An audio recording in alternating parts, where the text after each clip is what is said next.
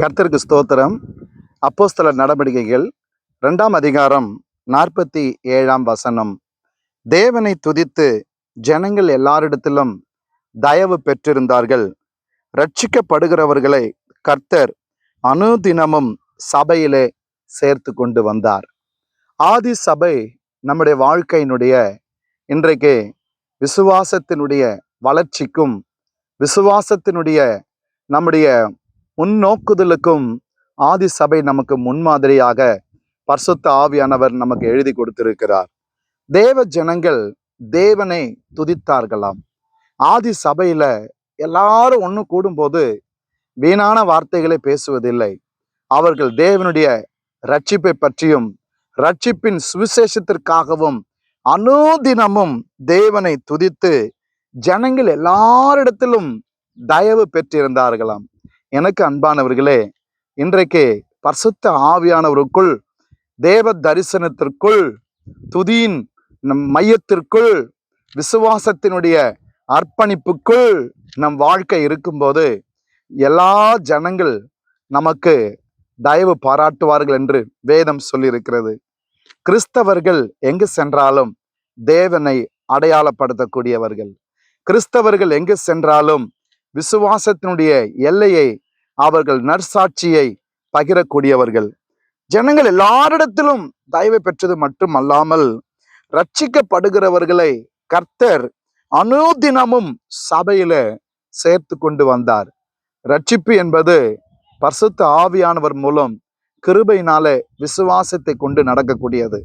எனக்கு அன்பானவர்களே, இன்றைக்கு நம்ம தேசம் சந்திக்கப்படணும், நம்முடைய கிராமம் சந்திக்கப்படணும், நம்முடைய குடும்பம் மீட்கப்படணும். நம்ம பாரப்பட்டு ஜெபிக்கிறோம். நாம் அதற்கு பரிசுத்த ஆவியானவர் வைத்திருக்கிற அந்த பேட்டர்ன், அந்த முன்மாதிரி, அந்த ஸ்ட்ரக்சர், த வே, இதுதாங்க. ஒவ்வொரு நாளும் 46ஆம் வசனத்தில் நாம் தியானித்தோம். அவர்கள் அனுதினமும் தேவாலயத்துல அவர்கள் சென்று அவர்கள் தரித்திருந்தார்களாம்.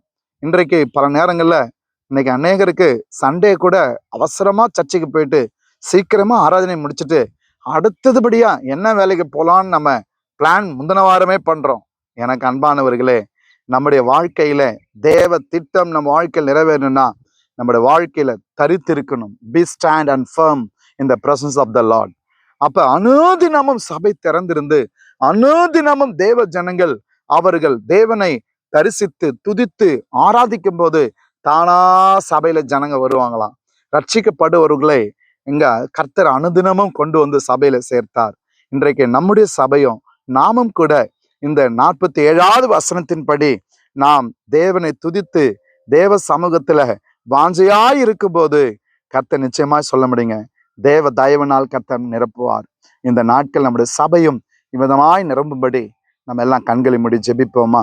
நல்ல பிதாவே, அப்பா, இந்த நேரத்துல இந்த வார்த்தை எங்களுக்கு கொடுத்தீங்களே, எங்க சபையும் எங்க ஊழியமும் எங்க தேசத்திலும் ஆதி சபையில் நடந்த அதே கிரியைகள் இன்றைக்கு நடக்கும்படி ஜெபிக்கிறாப்பா.